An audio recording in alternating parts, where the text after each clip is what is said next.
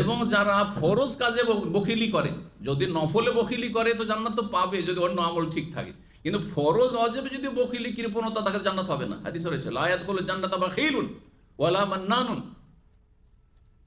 কৃপণ ব্যক্তি জান্নাতে যাবে না। যেই ব্যক্তি আল্লাহর হকে কৃপণতা করেছে, জাকাত দেয়নি, জান্নাতে যাবে? যাবে না। যেই ব্যক্তি নাফাকায় ওয়াজিবা, স্ত্রীর খরচ এমন টাইট করেছে সংসার চালাতে পারছে না, স্ত্রী ছেলে মেয়েদের খরচ দিচ্ছে না, বাপ মা এখন কাজকর্মের বয়স শেষ হয়ে গেছে তাদেরকে দিচ্ছে না, এইদিকে তার পোটপাট হইতে আছে, ধন সম্পদ বাড়তে আছে, কিন্তু ছেলে মেয়েদের জন্য অফুরন্ত খরচ করছে। কিন্তু বাপ মায়ের ক্ষেত্রে বড় হয়ে যাচ্ছে, আমার কোনো দায়িত্ব নেই, আমি পারবো না, যা পারবো হাত তোলা, যখন মনে হবে তখন। কতদিন তোর মানুষ করেছে, তোমার কতদিন আর এই বুড়ো বাপ মা কাজ করবে, কথা বোঝা গেছে? তাহলে মনে রাখবেন, এইখানেও যদি ফরজ ওয়াজিবের স্তরে পৌঁছে যায়, আপনার খরচ করা, ভরণ পোষণের দায়িত্ব নেওয়া আর করছেন না, তাহলে জান্নাত যেতে পারবেন না। এইরকম বখিল।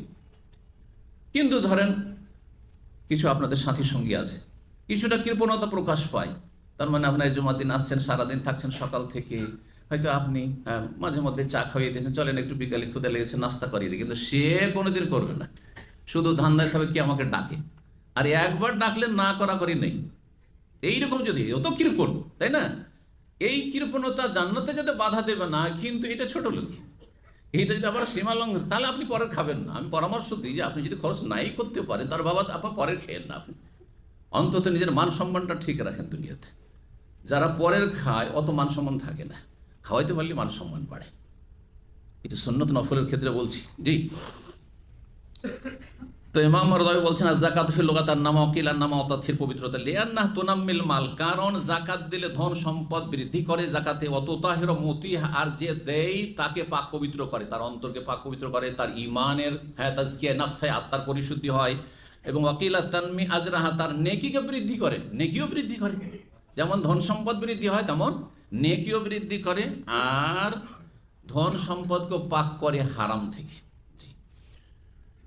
ইমাম আজহারি বলছেন ভাষাবিদেরা তোনাম্মিল ফোকারা, এমন কি গরিব অভাবীদের কি করে, দারিদ্র মোচন করে জাকাতের মাধ্যমে। সত্যি মুসলিম সমাজের আজকের জামানাতেও যদি জাকাতগুলি ঠিকভাবে আদায় হয়ে প্রত্যেক গ্রামের সচ্ছল ব্যক্তি নিজের গ্রাম গরিবগুলোকে সামলে নেয়, তাহলে গরিবই ঘুচে যাবে, অভাব থাকবে না, দারিদ্র মোচন হয়ে যাবে।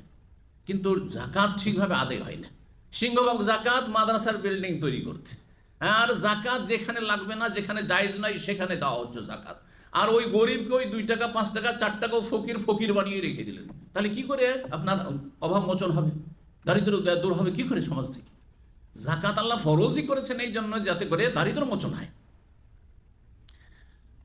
জনগণ, সরকার যদি কিছু নাও করে, তারপরে জনগণ ঠিকভাবে যদি ঈমানের সাথে জাকাতগুলি আদায় করে, তাহলে দেশে গরিব থাকবে না, সবাই সচ্ছল হয়ে যাবে।